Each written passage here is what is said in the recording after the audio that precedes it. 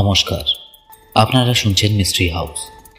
আজ শুনবেন আগাথা ক্রিস্টির লেখা দ্য হার্ব অফ ডেথ গল্প অবলম্বনে মরণলতা। গল্পটি প্রথম প্রকাশিত হয় 1930 সালে দ্য স্টোরি টেলার ম্যাগাজিনে। গল্পটি টুইসডে নাইট ক্লাব সিরিজের অন্তর্ভুক্ত, অর্থাৎ এটি মিস মার্পেলের গোয়েন্দা কাহিনী। এই গল্পগুলিতে মূলত ক্লাবের একজন একটি অপরাধ কাহিনী সকলকে শোনাবে এবং গল্প শেষে বাকিদের বলতে হবে অপরাধী কে।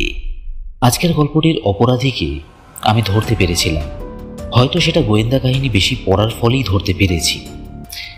যদিও সচরাচর আগাথা ক্রিস্টির গল্পে অপরাধী ধরা অত সহজ হয় না, তাই গল্পটা শুনে আপনিও চেষ্টা করে দেখুন খুনিকে ধরতে পারেন কিনা।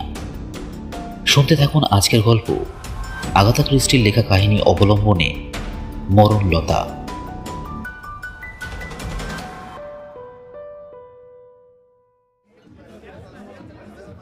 আবারও একত্রিত হয়েছেন টুইসডে ক্লাবের সদস্যরা। মেজবান মিসেস ব্রান্টির দিকে তাকালে স্যার হেনরি কিদারিং উৎসাহ দেওয়ার ভঙ্গিতে বললে, এবার আপনার পালা মিসেস বি। তার দিকে শীতল দৃষ্টিতে তাকালে মিসেস ব্রান্টি। তাকানোর ভঙ্গিই বলে দিচ্ছে বিরক্ত হয়েছেন তিনি। আপনাকে না আগেও বলেছি মিসেস বি বলে ডাকবেন না, আমাকে শুনতে অদ্ভুত লাগে। তাহলে কি শাহেরজাদে বলবো? না, আমি সে কি বললেন নামটা, বাবা উচ্চারণও করতে পারছি না ঠিক করে। যাই হোক, গুছিয়ে গল্প বলতে আমি পারি না। যদি বিশ্বাস না হয় তো আর্থারকে জিজ্ঞেস করে দেখুন। বলবেন কি বলবেন না ভাবতে ভাবতে শেষে ভয়ে ভয়ে বলেই ফেললেন কর্নেল ব্র্যান্টি, এমব্রয়ডারির চেয়ে গল্প বলার কাজটা তুমি ভালো পারো ডলি। রেগে উঠতে গিয়েও নিজেকে সামলে নিলেন মিসেস ব্র্যান্টি। এত লোকের সামনে স্বামীর সঙ্গে কথা কাটাকাটি করাটা ঠিক হবে না। তিনি বললেন, আমার জীবন কতটা মামুলি আর গতানুগতি সেটা হয়তো আপনারা জানেন না। চাকর চাকরানিদের কাজ বুঝিয়ে দেওয়া, দুদিন পর পর কাপড় কাচা ঝি ঠিক করে আনা, শহরে গিয়ে কাপড় চোপড় কেনা আর দাঁতের ডাক্তার দেখানো, এসব করতে গিয়ে সময় ফুরিয়ে যায়। আমার জীবনে গল্পের অবকাশ কই। শখ বলতে যা আছে তা হলো বাগান করা। হ্যাঁ, বাগান করা কথাটা ধরলেন স্যার হেনরি। স্টার্টিং পয়েন্ট হিসেবে সেটাকেই গণ্য করুন। কত কিছু তো থাকতে পারে একটা বাগানে, বিষাক্ত কন্দ, প্রাণঘাতী ড্যাফোডিল, মরণলতা। তার শেষের কথাটা শুনে কেন যেন চিন্তিত হয়ে পড়লেন মিসেস ব্র্যান্টি। তারপর হঠাৎ করেই উজ্জ্বল হয়ে উঠল তার চেহারা। আপনার কথা থেকে মনে এলো। স্বামীর দিকে তাকালেন তিনি। আর্থার, মনে আছে স্যার আম্ব্রোজ বার্সির কথা? হ্যাঁ, কি? স্ত্রী রেগে যাচ্ছে দেখে সঙ্গে সঙ্গে বললে, হ্যাঁ অবশ্যই মনে আছে ডলি। হ্যাঁ, ওই গল্পটাই বলো তাহলে। লম্বা করে দম নিলেন মিসেস ব্র্যান্টি। দু হাতের আঙুলগুলো জড়ো করলেন একসঙ্গে। তারপর বলতে শুরু করলেন, আমি আর আর্থার তখন ছিলাম কর্ডারহ্যান কোর্টে। এই দেখেছ, বললাম না আমি গুছিয়ে গল্প বলতে পারি না। কেন, কি হলো? বললেন কর্নেল ব্র্যান্টি। ঠিকই তো হচ্ছিল। হ্যাঁ, সেই ফক্সগ্লোভ আর সেইজের কথাটা না বলেই তো শুরু করে দিলাম। ঠিক আছে তাহলে বলো। আবারও লম্বা করে দম নিলেন মিসেস ব্র্যান্টি। আপনাদের অনেকেই হয়তো জানেন ফক্সগ্লোভ কি, তারপরেও বলছি। এতে এক রকমের গাছ, ফুলের রং নীলচে অথবা সাদা, লম্বা মঞ্জরি থাকে ফুলের সাথে।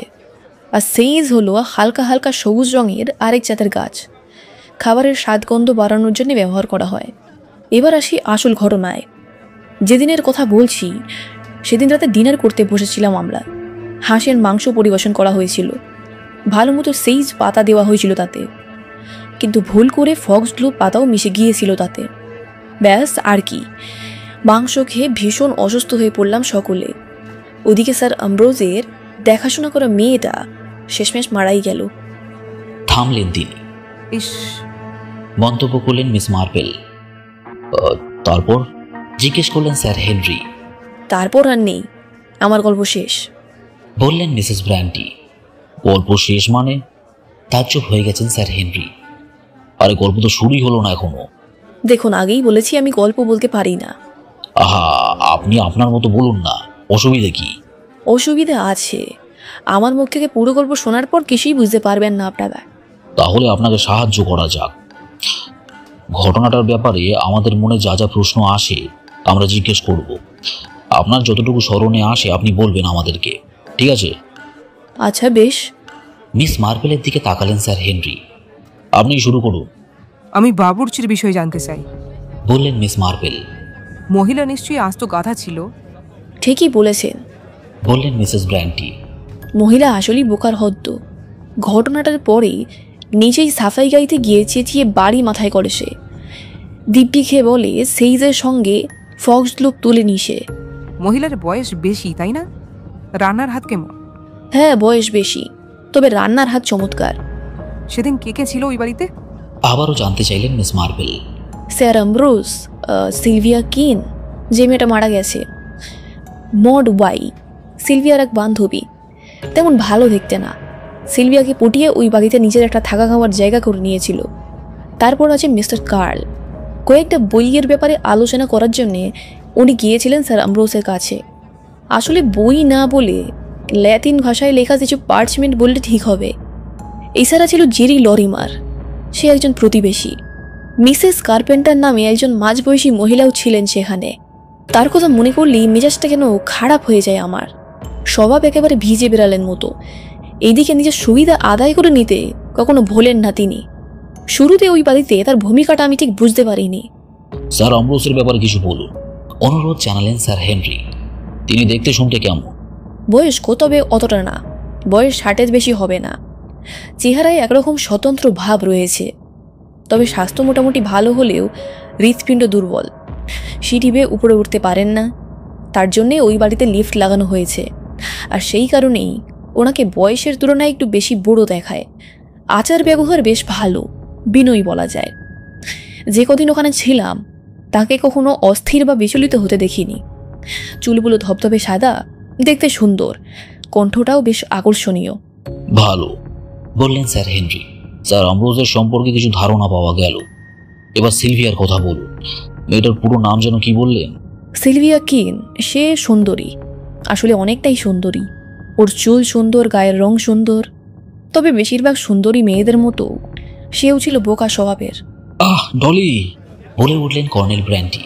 হ্যাঁ, তোমার তো গায়ে লাগবেই। প্রথমে যখন বলেছিলাম তখনও মানতে চাওনি, আজও মানবে না। তুমি মানো বা না মানো, সিলভিয়া একটা গণ্ড মূর্খ মেয়ে ছিল। হ্যাঁ, বলেছে তোমাকে। ওর মতো সহজ সাবলীল মেয়ে আর হয় না। ওকে টেনিস খেলতে দেখেছি আমি, এক কথায় মনোমুগ্ধকর।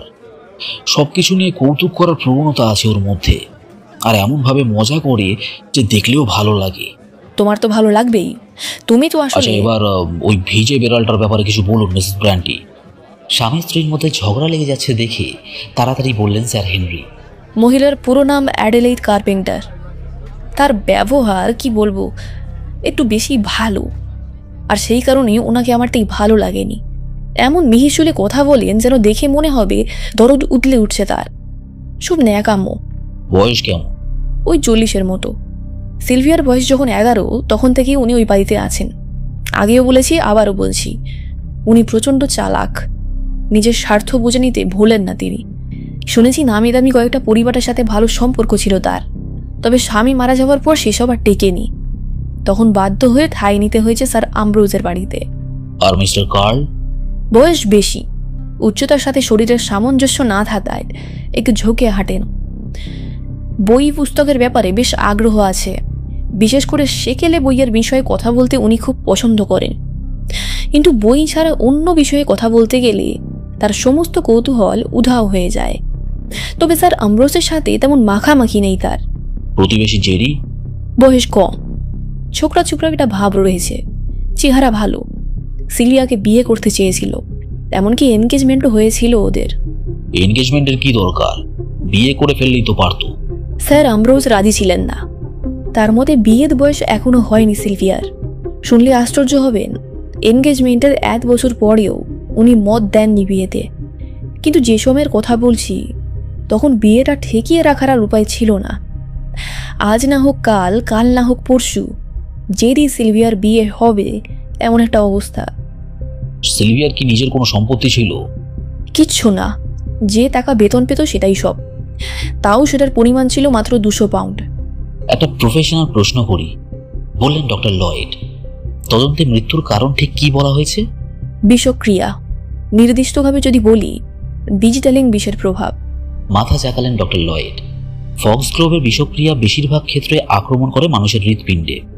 মজার কথা কি জানেন, হৃৎপিণ্ডের বিভিন্ন সমস্যার জন্যেও কিন্তু ডিজিটালিন ব্যবহার করা হয়। তবে পরিমিত মাত্রায়। সেই মাত্রার চেয়ে বেশি হয়ে গেলেই এই ব্যাপারটা অনেকটা ঘুমের ওষুধের মতো। এখন প্রশ্ন হচ্ছে, ফক্সগ্লোভের পাতা নিয়ে গিয়ে বাবুর্চিকে দিল কে? সিলভিয়া নিজেই। বলেন কি? স্যালাডের জন্যে বাগান থেকে সবজি নিয়ে আসা ছিল ওর প্রতিদিনের কাজ। আলগা পাতা কুড়োনো, আগাছা পরিষ্কার করা, বাগান থেকে সেগুলো ঠিক মতো সরিয়ে ফেলা, এসব ওর দায়িত্ব ছিল। কপাল খারাপ থাকলে যা হয় আর কি। বাগানের যেখানে সেই গাছ ছিল, কোন ফাঁকে সেখানে গজিয়ে উঠেছে ফক্সগ্লোভ। আর জানা না থাকায় ভুলটা করে বসে মেয়েটা। কিন্তু পাতা সংগ্রহের কাজও কি সিলভিয়াই করেছে? সেটা জানি না, কেউই জানে না সম্ভবত। কিন্তু এটা জানি মিসেস কার্পেন্টার করেননি কাজটা। কারণ যখন পাতা সংগ্রহ করা হয়, মানে সকালে, তখন আমার সঙ্গে ছাদে হাঁটাহাঁটি করছিলেন তিনি। ব্রেকফাস্টের পর আমরা সেখানে যাই। তখন সবে বসন্ত শুরু হয়েছে, আবহাওয়া এক কথায় চমৎকার। পাতা সংগ্রহ করার জন্যে বাগানে একাই যায় সিলভিয়া। কিন্তু একটু পর দেখি মড ওয়াইয়ের সঙ্গে হাত ধরাধরি করে সে হাঁটছে। তার মানে দুজনের মধ্যে ভালো রকমের বন্ধুত্ব ছিল? জানতে চাইলেন মিস মার্বেল। হ্যাঁ। দেখে মনে হলো আরও কিছু বলবেন মিসেস ব্র্যান্টি, কিন্তু যে কোনো কারণেই হোক কথাটা চেপে গেলেন তিনি। মড সেখানে কতদিন ধরে ছিল? আবারও জিজ্ঞেস করলেন মিস মার্বেল। 2-1 সপ্তাহের মতো। মিস ওয়াইকে বোধহয় পছন্দ নয় আপনার, তাই না মিসেস ব্র্যান্টি? বললেন স্যার হেনরি। এখানে পছন্দ অপছন্দের কিছু নেই, মেয়েটাকে ভালো লাগতো না আমার। আমার মনে হয় একটা কিছু গোপন করার চেষ্টা করছেন আপনি, অভিযোগের সুরে বললেন স্যার হেনরি। দীর্ঘশ্বাস ফেললেন মিসেস ব্র্যান্টি। যেদিন সিলভিয়া মারা যায় ঠিক তার আগের দিন সন্ধ্যার কথা। ডিনারের আগে কিছু সময়ের জন্য আমি ছাদে গিয়েছিলাম। বাড়ির ড্রয়িং রুমের জানলা খোলা ছিল। ঘটনাক্রমে দেখে ফেলি লরিমার আর মড ওয়াইকে। ছেলেটা তখন কি বলবো, সমানে চুমু খেয়ে যাচ্ছিল মেয়েটাকে। ঘটনা দেখে আমি তো হতভম্ব। এনগেজমেন্ট হয়েছে সিলভিয়ার সাথে, অথচ প্রেম করছে হবু স্ত্রীর বান্ধবীর সঙ্গে। আমি জানি স্যার আমরোজ কখনই জেরিকে পছন্দ করতেন না, তবে কি সেটা ছেলেটার লুচ্চামির জন্য ছিল? যাই হোক, অন্তরঙ্গ ওই মুহূর্তে মডকে দেখে বেশ খুশিই মনে হলো। জেরিও দেখলাম বেশ উপভোগ করছে ব্যাপারটা। আশ্চর্য ব্যাপার হলো, যখন সে সিলভিয়ার সাথে থাকে তখন অতটা খুশি দেখায় না তাকে। একটা কথা বলুন তো, বলে উঠলেন স্যার হেনরি। সিলভিয়া মারা যাওয়ার পর কি মডকে বিয়ে করেছিল জেরি? হ্যাঁ, করেছিল। সিলভিয়ার মারা যাওয়ার 6 মাস পর। 2 মেয়ে আর একটা ছেলে। আফসোসের সুরে বললেন স্যার হেনরি। সেই পুরনো ত্রিভুজ প্রেমের গল্প। গলা খাকারি দিলেন ডক্টর লয়েড। মিসেস ব্র্যান্টি, হাঁসের মাংস খেয়ে আপনিও কি অসুস্থ হয়ে পড়েছিলেন? অবশ্যই, শুধু আমি না, আর্থারও হয়েছিল। সেদিন যারা যারা মাংস খেয়েছিল তাদের সবাই। পয়েন্টটা খেয়াল করছেন আপনারা? বললেন ডক্টর লয়েড। সবাই। এখানে একটা মানুষ খুন করতে চাচ্ছে আরেকটা মানুষকে, তাই বলে 8 জন লোককে বিষ মিশানো মাংস খাইয়ে দেবে? ব্যাপারটা কি সম্ভব? এবং কাজটা করতে গিয়ে তাকেও হয়তো খেতে হয়েছে ওই মাংস। বললেন হেলিয়ার। এমন কেউ কি ছিল যে সেদিন ডিনারে যোগ দেয়নি? জিজ্ঞেস করলেন মিস মার্বেল। মাথা নাড়লেন মিসেস ব্র্যান্টি। বাড়ির সবাই ছিল। বাড়ির সবাই ছিল কথাটা কি ঠিক বললে? ভুল ধরার চেষ্টা করলেন কর্নেল ব্র্যান্টি। মিস্টার লরিমার কি ওই বাড়ির কেউ? ওই বাড়ির লোক না তো কি হয়েছে, সে তো ডিনার খেতে বসেছিল আমাদের সাথে, তাই না? মিসেস ব্র্যান্টি, যদি বলি ওই মেয়েটা সিলভিয়া খুনির আসল টার্গেট ছিল না? কি? আমার কথায় আশ্চর্য হলেন। মুচকি হাসলেন ডক্টর লয়েড। বেশিরভাগ ফুড পয়জনিং এর বেলায় কি হয় জানেন? ধরুন একই ডিশ থেকে খাবার হয়েছে 5 জনের, 2 জনের শুধু পেট খারাপ হয়, 2 জন গুরুতর অসুস্থ হয়ে পড়ে এবং মাত্র 1 জন মারা যায়। তার মানে কি? খাবারে বিষ মিশিয়ে খুন করতে চাচ্ছেন আপনি কাউকে। ওই খাবার খেয়ে লোকটা মরতেও পারে, আবার নাও মরতে পারে। একটু আগে বলেছি ডিজিটালিন আসলে এক জাতের ওষুধ। হৃৎপিণ্ডের কোনো কোনো অসুখের জন্য পরিমিত মাত্রায় প্রেসক্রাইব করা হয়। আপনিই বলেছেন এই বাড়িতে এমন একজন ছিল যার হার্টের সমস্যা ছিল। যদি বলি খুনির টার্গেট ছিল ওই লোকটাই, যদি বলি অতিরিক্ত ডিজিটালিন কার ক্ষতি করবে সবার চেয়ে বেশি, কথাটা ভালো মতোই জানতো খুনি। তার মানে আপনি বলতে চাইছেন খুনির টার্গেট ছিল স্যার আমরোজ? বললেন স্যার হেনরি। তার মানে সিলভিয়ার মৃত্যু আসলে একটা ভুল। স্যার আমরোজের উত্তরাধিকারী কারা? জিজ্ঞেস করলেন হেলিয়ার। একটা ছেলে আছে স্যার আমব্রোজের। বললেন মিসেস ব্র্যান্টি। ভীষণ রকচড়া স্বভাবের, বাপের সাথে ঝগড়া করে বাড়ি ছাড়ে। তারপরও স্যার আম্ব্রোস তাকে ত্যায্য পুত্র করেননি। সিলভিয়া মারা যাওয়ার 1 বছর পর উনিও মারা যান। ছেলে তখন ধূমকেতুর মতো উদয় হয়, কোর্টে গিয়ে নিজের দাবি প্রতিষ্ঠিত করে। ওর নাম মার্টিন বার্সি। আরেকটা মজার কথা বলি, স্যার আম্ব্রোস সিলভিয়ার জন্যেও উইলে সম্পত্তি রেখেছিলেন। কথা ছিল তার মৃত্যুর পর সেগুলো পাবে মেয়েটা, কিন্তু সিলভিয়া মারা যাওয়ায় উইলে পরিবর্তন করতে হয়। যদি বলেন পরিবর্তনটা কি, তাহলে বলতে পারবো না, আমার ঠিক মনে নেই। ব্যাপারটা তো বেশ প্যাঁচালো দেখা যাচ্ছে, মন্তব্য করলেন স্যার হেনরি। স্যার আম্ব্রোস মরলে লাভবান হয় তার রক্তটা ছেলে, কিন্তু বিষ প্রয়োগের ঘটনাটা যখন ঘটে তখন সে ছিলই না ওই বাড়িতে। এদিকে সিলভিয়াকেও কিছু সম্পত্তি দেওয়া হয়েছিল, কিন্তু মেয়েটা তো নিজেই মারা গেল। মিস্টার হেলিয়া জানতে চাইলেন, ওই ভিজে বিড়ালের মিসেস কার্পেন্টার না কি যেন নাম, আর্থিকভাবে লাভবান হওয়ার কোনো সুযোগ ছিল?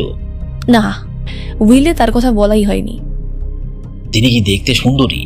কিছুক্ষণের নিরাপত্তার পর আবার জিজ্ঞেস করলেন হেলিয়ার। চেহারা নকশা ভালোই, তবে যাকে বলে চোখ ধাঁধানো সুন্দরী সেরকম নয়। কণ্ঠ কিন্তু খুবই মিষ্টি, ফস করে বলে বসলেন কর্নেল ব্র্যান্টি। হ্যাঁ, তোমায় তো বলেছে। মুখ ঝামটা মারলেন মিসেস ব্র্যান্টি। আদর পেলে বিড়াল যেমন ঘর ঘর শব্দ করে, তেমন গলা মহিলার। যাই হোক, ঘটনার পুরোটাই আপনারা জানতে পারলেন। এবার কার কি মত বলুন। আগে আমি বলি, বললেন স্যার হেনরি। প্রথমে স্যার আম্ব্রোজের কথা। জীবনের কাছ থেকে চাওয়া পাওয়ার কিছু নেই তার, কিন্তু তাই বলে আত্মহত্যা করারও কোনো কারণ নেই। তাছাড়া সিলভিয়াকে তিনি পছন্দ করতেন, কাজেই মেয়েটা সবার সঙ্গে যে খাবার খাবে তাতে বিষ মেশাবেন না, তাই আমার সন্দেহের তালিকা থেকে তিনি বাদ। এবার আসি মিস্টার কার্লের কথায়। মেয়েটাকে খুন করে কোনো লাভ নেই তার, তবে স্যার আম্ব্রোজকে খুন করতে পারলে আমার দৃষ্টিতে একটা উপকার হতে পারত এই লোকের। ল্যাটিন ভাষায় লেখা পার্চমেন্ট নিয়ে কারবার ছিল স্যার আম্ব্রোজের। কখনো কখনো ওগুলোর অ্যান্টিক ভ্যালু অকল্পনীয় হয়, কিন্তু এই মোটিভটা খুবই দুর্বল, প্রায় অসম্ভব। কাজেই এই লোকও বাদ। এবার আসে মিস ওয়াই। স্যার আম্ব্রোজ বেঁচে থাকলেই বা ওর কি, আর মরলেই বা কি, কিন্তু সিলভিয়ার মৃত্যু ওর জন্য খুব জোরালো একটা মোটিভ। সিলভিয়ার হবু বরকে ভালোবাসত সে। মেয়েটা মরেছে বলেই কিন্তু ছেলেটাকে বিয়ে করতে পেরেছে শেষ পর্যন্ত। মিসেস ব্র্যান্টির বর্ণনা অনুযায়ী সিলভিয়ার সঙ্গে হাত ধরাধরি করে সে বাগানে ঢুকেছিল, অর্থাৎ বিষাক্ত ফক্সগ্লোভ সংগ্রহ করার সুযোগ ছিল তার কাছে। মোদ্দা কথা, মিস মড ওয়াইকে সন্দেহের তালিকা থেকে বাদ দেওয়া যাচ্ছে না কিছুতেই। এবার আসি লরিমারের কথায়। স্যার আম্ব্রোজ অথবা সিলভিয়া কি, যেই মরুক, উভয় ক্ষেত্রেই তার ছিল ফায়দা। তথাকথিত প্রিয়তমা মরলে বিয়ে করতে পারবে ওই মেয়ের বান্ধবীকে, যার সঙ্গে ওর প্রেম খেলা দেখে ফেলেছেন মিসেস ব্র্যান্টি। কিন্তু মোটিভটা তেমন জোরালো না, কারণ সিলভিয়ার সঙ্গে এনগেজমেন্ট হয়েছে ওর, বিয়ে তো হয়নি। আর আজকাল এনগেজমেন্ট ভেঙে দেওয়া কোনো ব্যাপারই না। ওদিকে স্যার আম্ব্রোজ যদি মারা যায়, আগের উইল অনুযায়ী বেশ কিছু সম্পত্তি পেয়ে যাচ্ছে সিলভিয়া, তাই ওকে বিয়ে করতে পারলে লাভটা একেবারে নগদ। ওর আর্থিক অবস্থা জানি না আমরা, জানানো হয়নি আমাদেরকে। আলোচনার খাতিরে ধরে নিই সেটা খুব একটা ভালো না, তাহলে মোটিভটা কিন্তু সাংঘাতিক। খোঁজ নিয়ে যদি দেখা যায় নিজের এস্টেট বন্ধক দিয়ে রেখেছে সে, তাহলে আমাদের সন্দেহের খাতায় ওর নাম 1 নম্বরে। দম নেওয়ার জন্য থামলেন তিনি, তারপর আবার বলতে লাগলেন, মিসেস কার্পেন্টার, যিনি কিনা আমাদের মিসেস ব্র্যান্টির 2 চোখের বিষ, তার কথা এবার বলি। ওই মহিলাকেও সন্দেহ করার অবকাশ আছে, কারণ নিজের কর্ম অভিজ্ঞতা থেকে জানি ভিজে বেড়াল মার্কা মানুষরা খুন খারাপির ক্ষেত্রে কতটা ভয়ঙ্কর হতে পারে। কিন্তু মুশকিল হচ্ছে, পাতাগুলো যখন সংগ্রহ করা হয় তখন মিসেস ব্র্যান্টির সঙ্গে তিনি ছিলেন, অর্থাৎ তার মোটিভ যতটা না জোরালো, তার চেয়ে অ্যালিবাই বেশি শক্তিশালী। সুতরাং আমার দৃষ্টিতে, আদালতের ভাষায় যদি বলি, সকল সাক্ষ্য প্রমাণ বিবেচনার পর মিস মড ওয়াই খুনি। কৌতূহলী দৃষ্টিতে ক্লাবের অন্য সদস্যদের দিকে তাকাচ্ছেন মিসেস ব্র্যান্টি। আর কেউ? আমার মনে হয় তোমার ভুল হয়েছে, বললেন ডক্টর লয়েড। কারণ তুমি ধরেই নিয়েছো সিলভিয়াই ছিল খুনির টার্গেট, কিন্তু আমার তা মনে হয় না। আমার মনে হয় আসলে সরিয়ে দিতে চাওয়া হয়েছিল স্যার আম্ব্রোজকেই। আমার দৃষ্টিতে মিসেস কার্পেন্টার খুনি। কেন? তাজ্জব হয়ে গেছেন এমনকি মিসেস ব্র্যান্টিও। বঞ্চনা, এক কথায় জবাব দিলেন ডক্টর লয়েড। বঞ্চনা কিসের? সিলভিয়ার বয়স যখন 11 তখন থেকে তিনি ওই বাড়িতে আছেন, অথচ শুধু সুন্দর চেহারা নকশার কারণে বেশ কিছু সম্পত্তি পেয়ে গেল মেয়েটা, কিন্তু ওই মহিলার নামে উইলে কিছুই লিখলেন না স্যার অ্যামব্রোস। কাজেই উপরে উপরে ভিজে বেড়াল ভাবটা রাখলেন ঠিকই, কিন্তু ভিতরে ভিতরে অপেক্ষায় থাকলেন মোক্ষম সময় আর সুযোগের। ওই বাড়িতে অনেকদিন ধরে থাকার কারণে শুধু তার পক্ষেই জানা সম্ভব হার্টের সমস্যা আছে স্যার অ্যামব্রোসের। সেটা তো সিলভিয়াও জানতে পারে। মিসেস ব্র্যান্টি কেড়ে নিলেন ডক্টর লয়েডের মুখের কথা। পারে, কিন্তু আপনিই বলেছেন মেয়েটা বোকাশোকা ধরনের। যদি বলি ওকে দিয়ে স্বার্থসিদ্ধি করিয়ে নিয়েছেন মিসেস কার্পেন্টার, তাহলে? এই সময় হেলিয়ার বলে উঠলেন, আর আমি যদি বলি নিজের স্বার্থ নিজেই উদ্ধার করতে চেয়েছিল সিলভিয়া, তাহলে কিভাবে? বয়স 60, কিন্তু সিঁড়ি বেয়ে ওঠার সমস্যা বাদে স্যার অ্যামব্রোসের স্বাস্থ্য ভালো। সহসা মরার কোনো সম্ভাবনা নেই। ওদিকে তিনি না মরলে উইলের সম্পত্তিও পাওয়া যাচ্ছে না, আবার বিয়েও করা যাচ্ছে না। কাজেই স্যার অ্যামব্রোসের মৃত্যু সিলভিয়ার জন্য এক ঢিলে দুই পাখির মতো। মিসেস ব্র্যান্টির মতো আমিও বলতে চাই, স্যার অ্যামব্রোসের হার্টের সমস্যার কথা মিসেস কার্পেন্টারই শুধু জানতেন না, ওই মেয়েটাও জানত। কোনো সমাধানে আসা যাচ্ছে না, তাই মিসেস ব্র্যান্টি তাকালেন মিস মার্পেলের দিকে। মিস মার্পেল তাকালেন ডক্টর লয়েডের দিকে। আপনি বলেছেন হার্টের কোনো কোনো সমস্যায় নির্দিষ্ট মাত্রায় ডিজিটালিন প্রেসক্রাইব করা হয়। আচ্ছা স্যার, অ্যামব্রোসের বর্ণনা শুনে তার হার্টের সমস্যা কি ধরতে পেরেছিলেন? আপনি কি বলতে চাইছেন আমি বুঝতে পারছি না, বললেন ডক্টর লয়েড। বলতে চাইছি আপনি ধরেই নিয়েছেন স্যার অ্যামব্রোসের যে সমস্যা ছিল তাতে ডিজিটালিন বিষের মতো কাজ করবে, কিন্তু এখানের উল্টোটাও তো হতে পারে, তাই না? উল্টোটা? হ্যাঁ, উল্টোটা। হৃৎপিণ্ডের কোনো কোনো সমস্যায় নির্দিষ্ট মাত্রায় ডিজিটালিন প্রেসক্রাইব করা হয়। চোখ পিটপিট করছে ডক্টর লয়েড। আমি আসলে কিছুই বুঝতে পারছেন না, তাই তো? যদি বলি মিসের হার্টে কি সমস্যা আছে সেটা ভালো মতোই জানতেন স্যার অ্যামব্রোস, তাহলে কি মানবেন? মানবো না কেন? দুনিয়ার কোন রোগী নিজের সমস্যার কথা জানে না? যদি বলি সেই কারণেই নিজের বাগানে প্রাকৃতিক উপায়ে ডিজিটালিন চাষ করছিলেন তিনি। চুপ হয়ে গেছে সবাই। বিষাক্ত পাতাগুলো সংগ্রহ করে সিলভিয়াকে এমন কেউ দিয়েছিল যাকে মেয়েটা অন্ধের মতো বিশ্বাস করত, যে লোক ওর কোনো ক্ষতি করতে পারে বলে ও কখনো কল্পনাও করেনি। ওই বাড়িতে স্যার অ্যামব্রোস ছাড়া সেরকম আর কে ছিল? তার মানে? চোখ বড় বড় হয়ে গেছে ডক্টর লয়েডের। আপনি বলতে চাইছেন? হ্যাঁ, স্যার অ্যামব্রোস খুন করেছিলেন সিলভিয়াকে।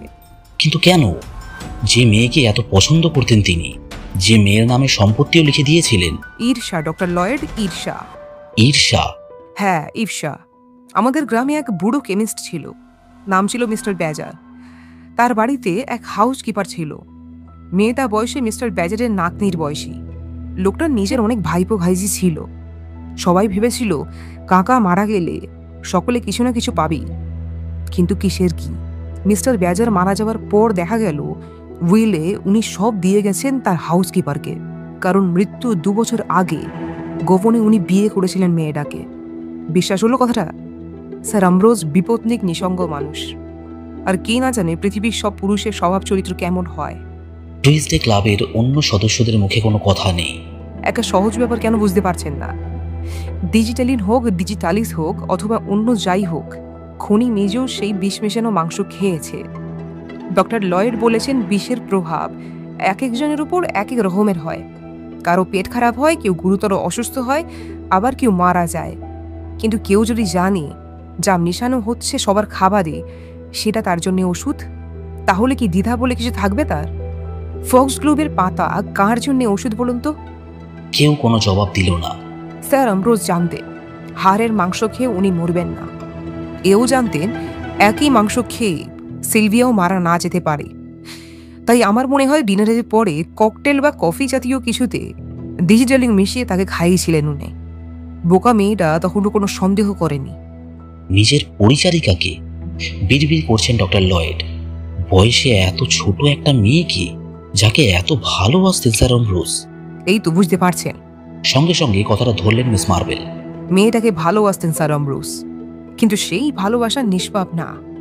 60 বছর বয়সী কোনো পুরুষ তার নাতনির বয়সী একটা মেয়েকে কামনার চোখে দেখলে যা হয়, স্যার অ্যামব্রোস বার্সিয়া সিলভিয়া কিনার বেলায় সেটাই হয়েছে। তথাকথিত শহরে খানদানি বংশে এসব কোনো ব্যাপারই না আজকাল। সমস্যাটা কোথায় হয়েছে জানেন? অসম্ভব এবং অবাস্তব ভালোবাসায় অংশ নিতে গিয়ে পাগল হয়ে গিয়েছিলেন স্যার অ্যামব্রোস। বিয়ের বয়স না হওয়ার অজুহাত দিয়ে বিয়ে দেন মিস সিলভিয়ার। শেষমেশ বাধ্য হয়ে লরিমারের সাথে এনগেজমেন্ট করেই ফেলল মেয়েটা। তারপরও 1 বছরের বেশি সময় তাকে আটকে রাখেন স্যার অ্যামব্রোস। বিয়েতে মত দেননি। এই একটা বছর উনি হিংসায় জ্বলে পড়ে মরেছেন। অনিন্দ সুন্দরী সিলভিয়াকে বউ বানিয়ে নিয়ে যাবে লরিমার। যাকে নিজের বিছানায় তিনি তুলতে পারেননি, সে মেয়ে স্বেচ্ছায় অন্য এক যুবকের সাথে গিয়ে শোবে। মাথা খারাপ হয়ে যায় স্যার অ্যামব্রোসের। সিদ্ধান্ত নিলেন নিজের হাতে খুন করবেন সিলভিয়াকে। তারপরও বিয়ে দেবেন না তার। হত্যাকাণ্ডের বেশ কিছুদিন আগেই উনি এই সিদ্ধান্ত নেন। বাগানের সেই ঝোপের সাথে ফক্সগ্লোভ প্যাচের কথা শুনে তাই মনে হয়। সবার সঙ্গে বিষ মেশানো মাংস উনি নিজেও খেয়েছেন, যাতে পুলিশ সন্দেহ না করে। বুড়ো বয়সে ভীমরতি যাকে বলে আর কি। মিসেস ব্র্যান্টির দিকে তাকালেন স্যার হেনরি। মিস মার্পেল যা বলছেন তা কি ঠিক? মাথা ঝাঁকালেন মিসেস ব্র্যান্টি। মিস মার্পেল আসলেই দুর্দান্ত। ঘটনার বর্ণনা শুনে একের পর এক রহস্যের সমাধান উনি করতে পারেন। আমরা কিন্তু তখন কিছুই বুঝতে পারিনি। সমাধান করা তো পরের কথা। স্যার অ্যামব্রোস মারা যাবার কিছুদিন পর একটা চিঠি আসে আমার নামে। ওটা যাতে আমার কাছে পৌঁছে দেওয়া হয় সেই ব্যবস্থা উনি নিজেই করে যান। চিঠিতে সব স্বীকার করেন তিনি, কেন কিভাবে খুন করেছেন সিলভিয়াকে। বলেন নিহতি শোধ নিচ্ছে তার উপর। মেয়েটা মরার পর তার স্বাস্থ্যের ভীষণ অবনতি ঘটছে। উনি জানতেন বেশি দিন আর উনি বাঁচবেন না। সিলভিয়াকে খুন করতে গিয়ে আমাদের মতো পারিবারিক বন্ধুদের কেউ বিষ খাইয়েছেন, সেজন্য উনি যারপন্যায় দুঃখিত। চিঠিতে উনি কয়েকবার লিখেছেন যদি সম্ভব হয় তাহলে ওনাকে যেন ক্ষমা করে দিই এবং এই কথাগুলো কাউকে যেন না জানাই। তাহলে প্রশ্নটা করতে গিয়েও থেমে গেলেন স্যার হেনরি। উত্তরটা বুঝে ফেলেছেন সম্ভবত। মুচকি হাসলেন মিসেস ব্র্যান্টি। আপনারা যদি ভাবেন সেই কথা আমি পালন করিনি তাহলে অবিচার হবে আমার উপর। ঘটনাটা আমি অবিকৃত রেখেছি, কিন্তু নামগুলো আলাদা রেখে। অর্থাৎ আমার কাহিনীর আসল খুনির নাম স্যার অ্যামব্রোস বার্সিনা। খুন হওয়া মেয়েটার নামও সিলভিয়া কিং নয়। সেজন্য যখন আর্থারকে জিজ্ঞাসা করেছিলাম তখনও কথাটা মনে করতে পারছিল না। ক্যাবলার মতো শুধু কি করছিল। উপন্যাসের শুরুতে যেমন লেখা হয় না, কাহিনীর সমস্ত চরিত্র কাল্পনিক, বাস্তবের সাথে কোনো মিল থেকে থাকলে সেটা নিতান্তই কাকতালীয়। ধরে নিন আমার গল্পটা তেমনই কিছু। যাদের সম্বন্ধে বললাম তাদের আসল পরিচয় আপনারা কখনোই জানতে পারবেন না।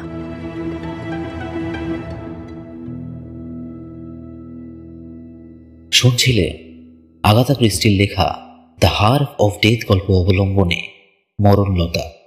গল্পটি কেমন লাগলো জানাতে পারেন কমেন্টে। আর খুনিকে আগে থেকে ধরতে পেরেছিলেন কিনা সেটাও জানাতে ভুলবেন না। আজকের গল্পটিকে আমি 5-এর মধ্যে 3 দিলাম। শীঘ্রই হাজির হচ্ছি নতুন আরও একটি রহস্য কাহিনী নিয়ে। সকলে ভালো থাকবেন, সুস্থ থাকবেন।